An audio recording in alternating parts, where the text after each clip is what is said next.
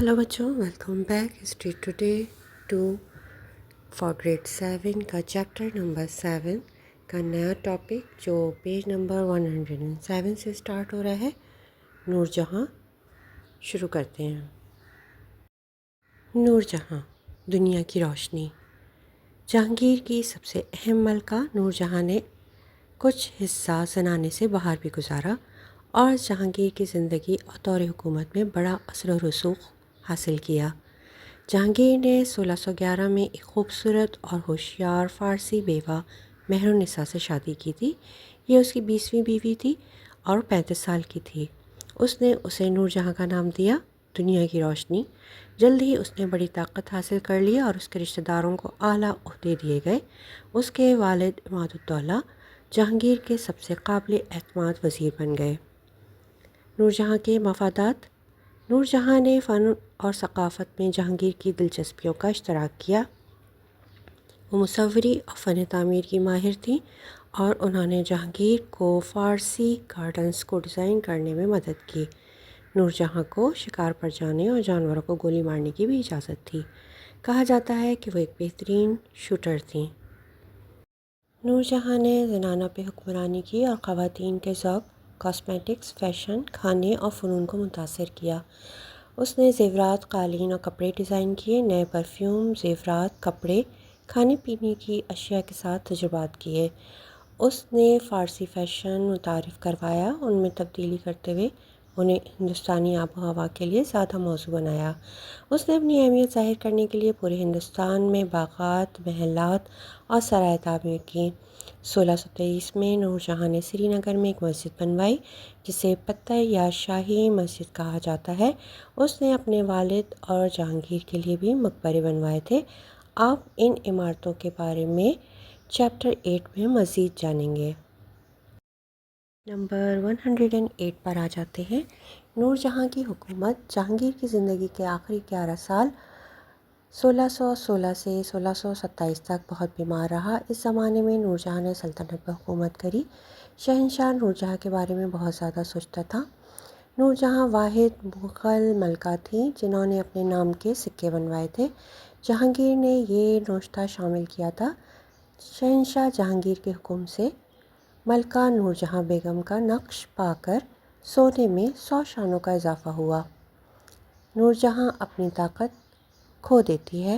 नूरजहाँ ने अपनी बेटी की शादी, जो कि उनके पहले शौहर से थी, जहांगीर के सबसे छोटे बेटे शहरयार से करने की कोशिश की। वो जहांगीर की मौत के बाद शहरयार को तख़्त पर बिठाने की उम्मीद रखती थी। 1627 के मौसम ख़ज़ां में जहांगीर कश्मीर से लाहौर वापस आ रहा था कि बीमार होकर इंतकाल कर गया। लाहौर ले जाकर शाहदरा के मकबरे में दफन किया गया जो नूरजहाँ ने उनके लिए बनवाया था। जहांगीर की मौत के बाद शहज़ादा खुर्रम और उसके हामी नूरजहाँ के लिए बहुत होशियार थे, उसकी तरफ से बहुत होशियार थे। शहरयार और उसके 2 भतीजों और 2 कज़न्स की मौत से खुर्रम ने इस बात को यकीनी बनाया कि उसकी अपनी जगह बग़ैर किसी चैलेंज के हासिल हो जाए। शहज़ादा खुर्रम अगला शहंशाह शाहजहाँ बना। अब नूरजहाँ अपनी तमाम ताकत खो चुकी थी। उसे शाहजहाँ ने पेंशन दी। वो लाहौर चली गई। वहाँ 18 साल तक सादा ज़िंदगी गुजारी। 1645 में वफ़ात पाई। नीचे दिए गए अकाउंट में उस पर उसके क़ब्र पर लिखे गए अफसोसनाक अल्फाज दिखाई देंगे। इस गरीब अजनबी की क़ब्र पर न चराग जले, न गुलाब, न तितली के बाजू जलने दें और न शिबली गाएँ।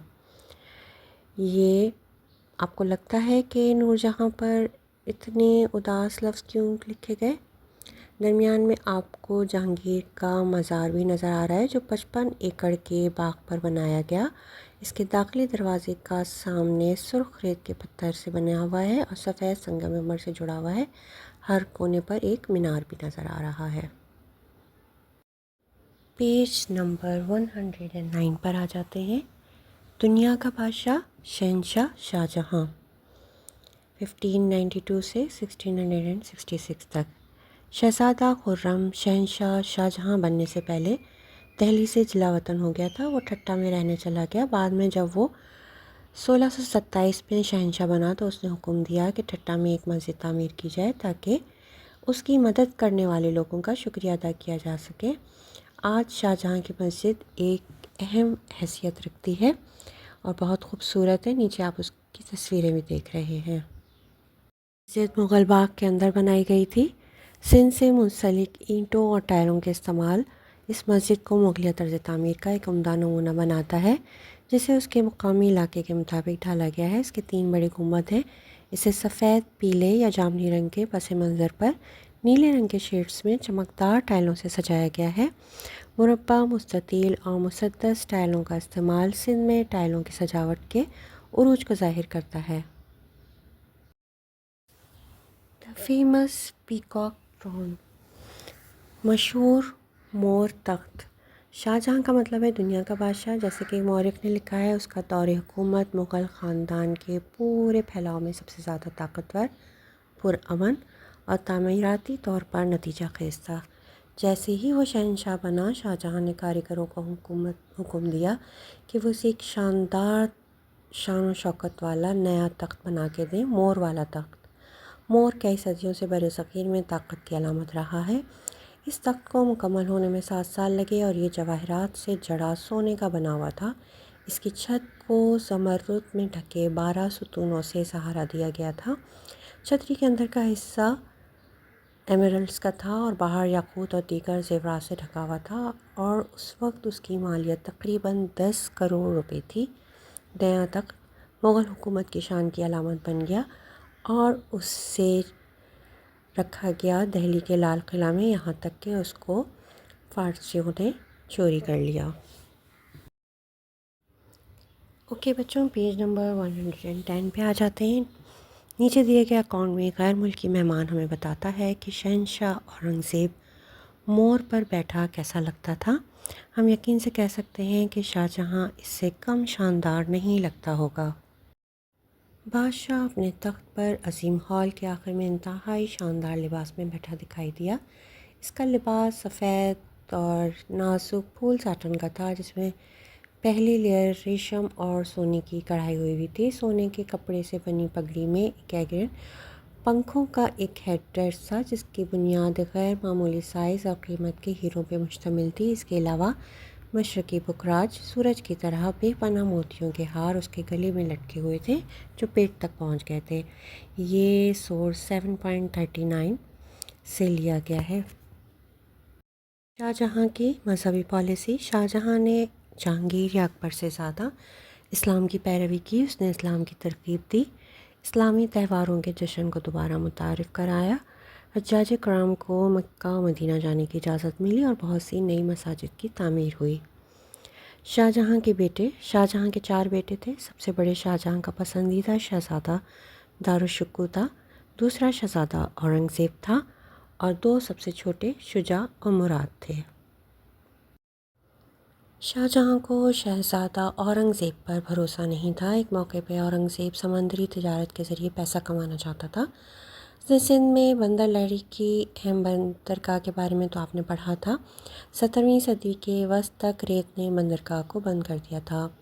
1652 میں اورنگزیب نے سندھ کے ساحل پہ ککرالو کے مقام پر ایک نئی بندرگاہ بنانے کا منصوبہ بنایا اور ایک جہاز بنانے کا حکم دیا، لیکن اورنگزیب کے دشمنوں نے شاہجہاں کو بتایا کہ شہزادہ اس کے خلاف اٹھ کر تخت پہ قبضہ کرنے کے لیے امیر بننا چاہتا ہے۔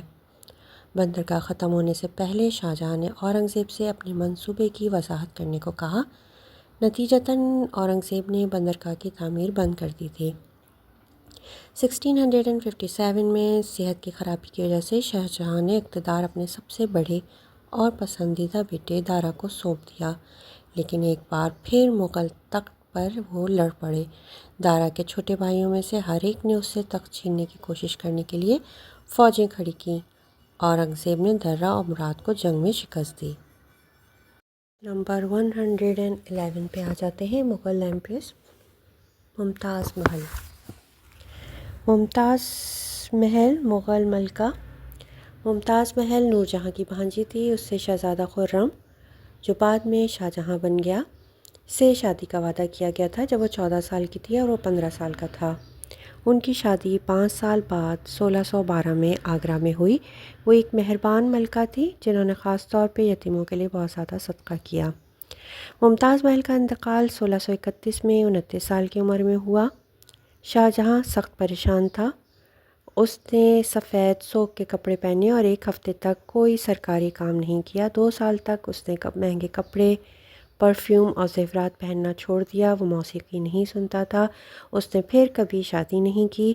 شاہجہاں نے ممتاز محل کے لیے ایک مشہور مقبرہ تاج محل تعمیر کیا، جس کے بارے میں آپ چیپٹر نمبر 8 میں مزید جانیں گے۔ اور شاہجہاں کا خاتمہ۔ آگرہ میں شاہجہاں نے خود کو آگرہ کے قلعے میں بند کر لیا تھا۔ اورنگزیب کی فوج نے اسے گھیر لیا اور شاہجہاں کو آگرہ کے قلعے میں ریٹائر ہونے پر آمادہ کیا گیا۔ اس کی بڑی بیٹی جہاں آرا اس کی دیکھ بھال کرتی تھی۔ 1666 میں 74 سال کی عمر میں شاہجہاں کا انتقال ہو گیا۔ لیجنڈ کے مطابق جب وہ بستر مرگ پر تھا تو شاہجہاں نے اپنی نظریں تاج محل پہ جمائے رکھیں، جسے وہ اپنی رہائش گاہ سے دیکھ سکتا تھا۔ نیچے آپ کو تصویریں نظر آ رہی ہیں، وہ آگرہ فورٹ بھی نظر آ رہا ہے جس میں وہ قید تھے، اور ان کی کھڑکی سے ان کو اپنی ملکہ کا مقبرہ نظر آتا رہتا تھا، جس کو دیکھتے دیکھتے وہ اس دنیا سے چلے گئے تھے۔ اس ویڈیو میں بس اتنا ہی، یہیں پر اس ویڈیو کو تمام کرتے ہیں۔ نیکسٹ ویڈیو ہم پیج نمبر 112 سے سٹارٹ کریں گے، jewel in the throne the emperor Aurangzeb سے۔